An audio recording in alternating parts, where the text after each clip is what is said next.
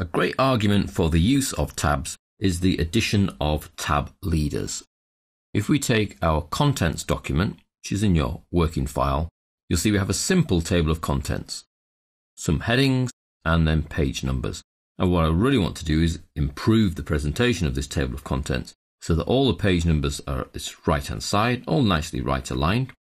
And between the text and the page numbers, I would like some little dots. Now, I've seen this achieved by people physically clicking in and typing lots of little dots. Now, that is one way of doing this, but you've got to be accurate, and your alignment at the right-hand side can be a little bit hit and miss. So let's undo those little dots and use the correct system, which is tab leaders. So the first step is to highlight all the paragraphs that I wish to affect. Then we're going to go to the tab dialog box. So that's in the paragraph section and then tabs. And what I would like is just about here, so about 6.5, perhaps 6 1/4, I would like a tab stop. So tab stop position is 6.25.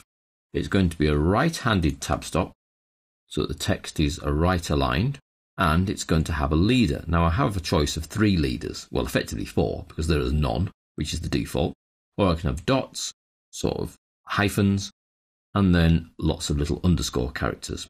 Let's go with the dots and click set. So that has set me a 6.25 right aligned tab stop with a leader. So when I say OK, I can see that miraculously, everything that was one tab in has jumped to the next tab stop, which just happens to be my right tab stop here. And the space between the beginning of this text and the end of the text that's already typed there is filled with dots, regardless of how big the space is.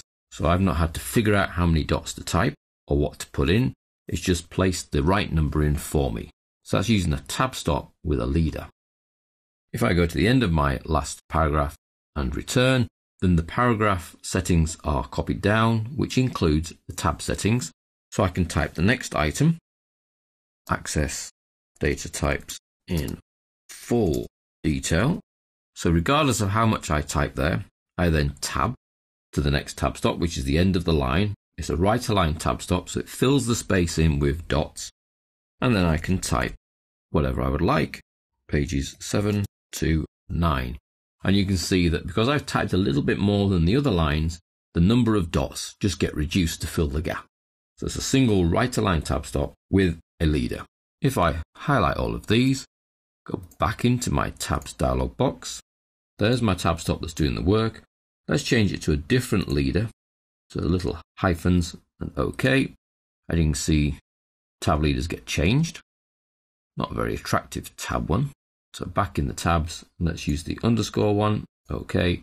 And you can see the underscore is then a solid line. Regardless of how much you've typed, the space is filled in with the underscore.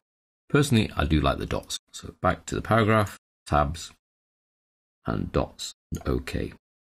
So that's using the tab leader to fill in the gap between one tab stop and the next. In this case, it's the first tab stop of the page, which is the left-hand one, and then a right-hand one on the right-hand side.